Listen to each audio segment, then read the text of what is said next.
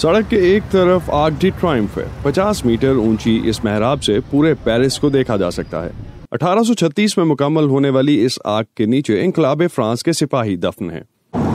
Paris का जिक्र शांज़ेलीज़े street के बगैर मुकम्मल नहीं है, और ये वो स्ट्रीट है जिसमें अरबों डॉलर्स का कारोबार होता है। दिन हो या रात, यहाँ हमें उसी तरह से रौनक नजर आती है। दुनिया के बड़े बड़े ब्रांड्स हमें यहाँ पे होस्ट होते हुए दिखाई देते हैं।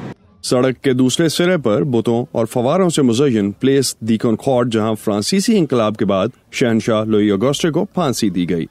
नेपोलियन यहाँ पे जब ठहरा हुआ था तो यहाँ पे जो शांज़ेलीज़े के पिलर्स में काफ़ी सारे पैट्रियोटिक वर्ड्स लिखा है।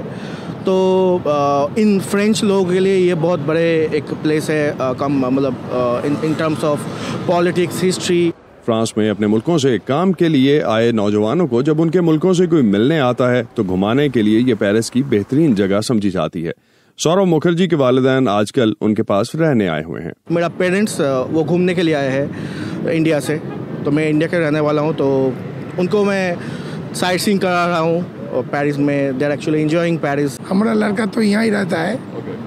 इंडिया से हम 3 महीना हो गया। अच्छा। फिर जाने का भी टाइम हो गया हमारा। शांज़ेलीज़े को पेरिस का नया मुआशी सेंटर भी कहा जाता है। यहाँ आपको सिनेमा घर से लेकर दुनिया के तकरीबन तमाम ही महंगे ब्रांड्स नजर आएंगे।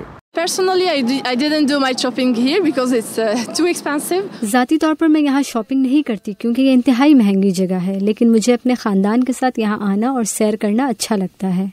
अभी तो देखने के लिए आए हैं ऑब्वियसली क्लोथ्स और जो परफ्यूम्स है और जो एक्सेसरीज है। अभी हम लोग जा रहे हैं शॉपिंग स्ट्रीट के सामने।